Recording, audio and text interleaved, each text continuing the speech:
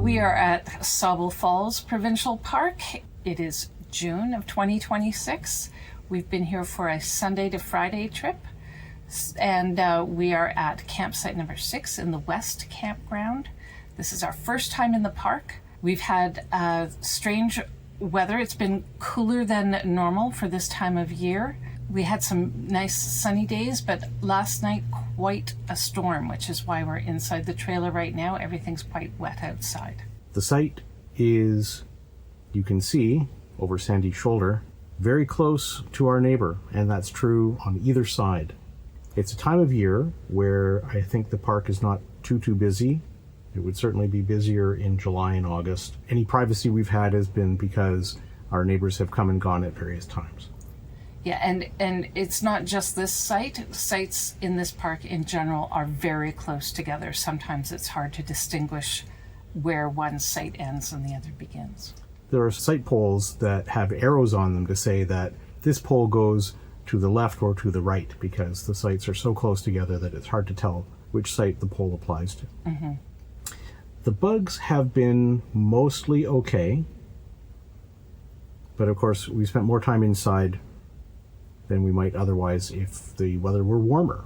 The bugs do get noticeably worse when it's damp, but it's not unexpected for June, I don't. The park is not a big park, not too many facilities. The big attraction is, of course, the Sauble Falls, and we did do a hike earlier in the trip when we had a nice day, walk around the park, take a look at things. We enjoyed the falls. I would say the Sauble Falls is the big attraction inside the park, but I think one of the big reasons people come here is because of its proximity to Sauble Beach, which we weren't really able to take much advantage of because of the cool weather, and it's very cool by the lake, very windy, although we did see one person swimming and we thought they were insane.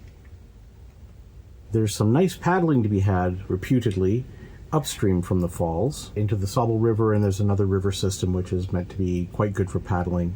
You can rent canoes, kayaks, paddleboards in the park, but not during June. So it's a Canada Day to Labor Day sort of a thing. And that's a theme that we'll probably come back to from time to time.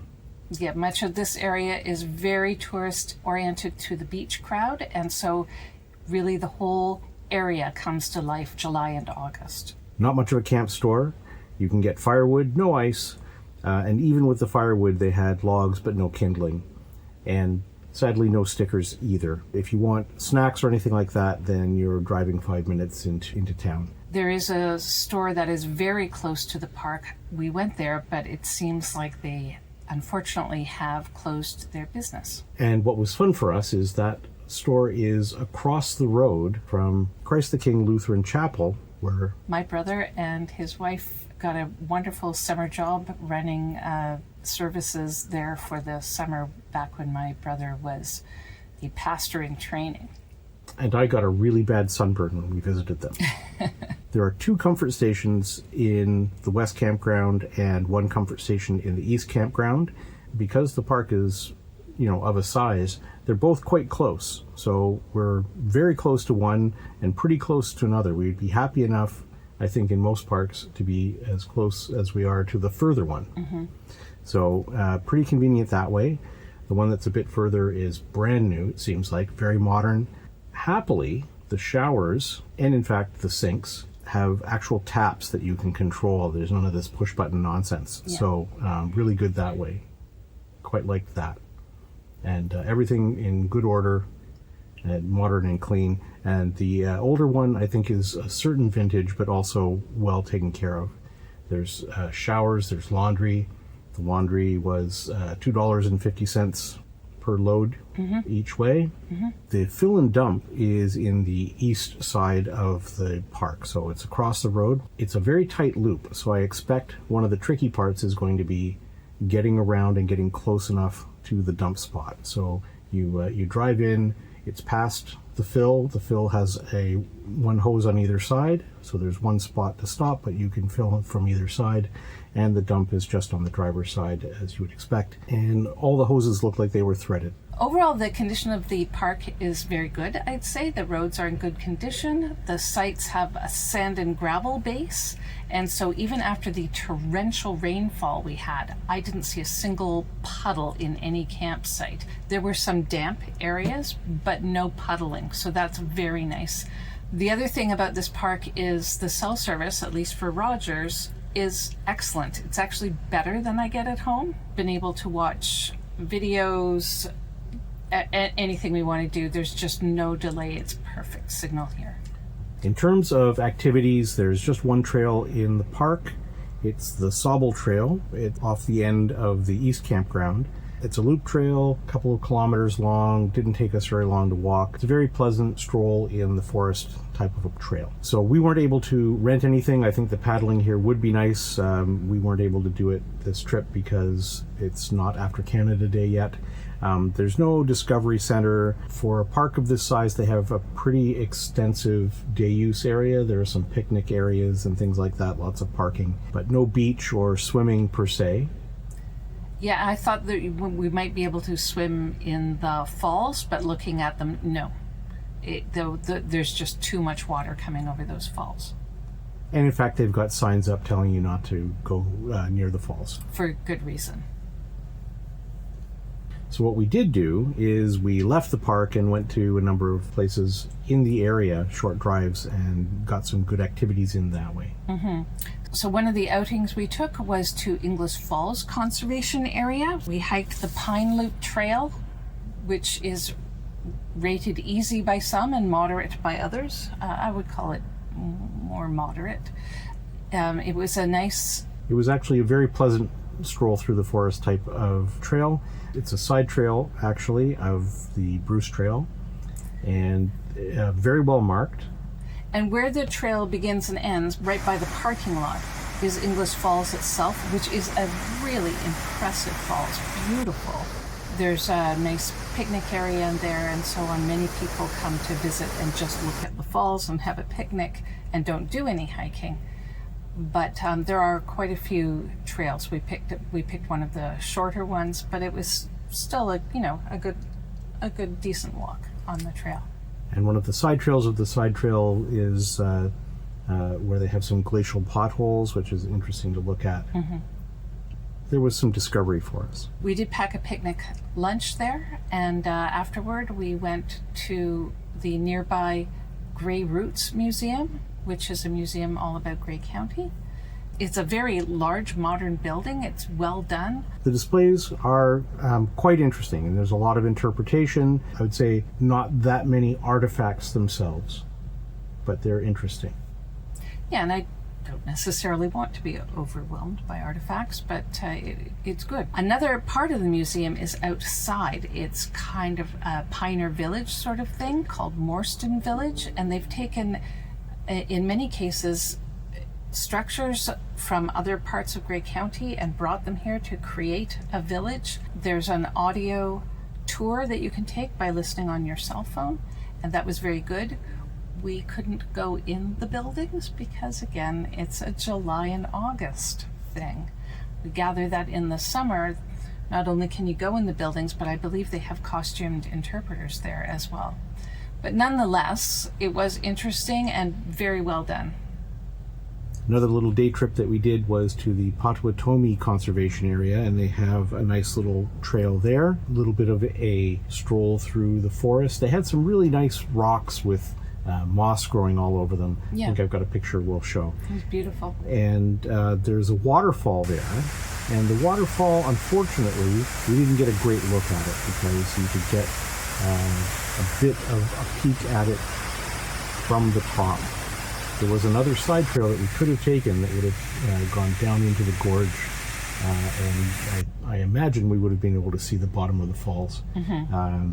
But Isaac has my hiking poles, and I didn't want to go scrambling down a rocky crag to get to that. And it was very rocky, even at the top. It was very rocky around there.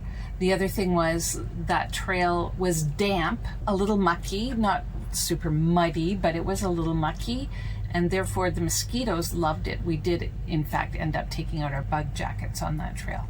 Very nearby to that is the city of Owen Sound. So we went into Owen Sound. We found a nice little bakery and had a snack. And then we went to the Billy Bishop Museum. So this is a house that Billy Bishop grew up in, and they've made it into quite an interesting little museum talking about Billy Bishop's life and his family, and also several veterans of the various wars. On our very miserable weather day, which was in fact yesterday, we decided that we should at some point get out of our trailer, and so we drove to the town of Shallow Lake, where there's a nice little cafe called Blended Brew and Company. We went there for lunch. They had very nice sandwiches, and Joel had a fresh lemonade. I had coffee, and it was a very pleasant place indeed. And on the way home, we plan to stop in the town of Newstead and take in the Newstead Brewing Company, which is supposed to have some very nice beer and quite good stone-fired pizzas. So says Google. But we will be the judge, and we'll leave something in the comment. Looking forward to that, because note there are not breweries generally in the area of Sauble Falls, so we couldn't do any of our usual visit a brewery day.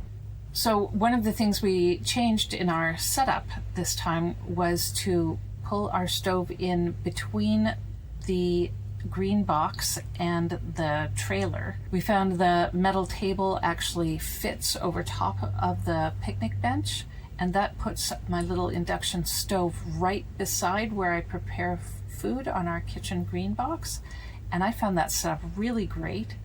Also, I can just open the door and put on a kettle without actually having to step outside, and that's also nice, especially when the weather is cold and rainy.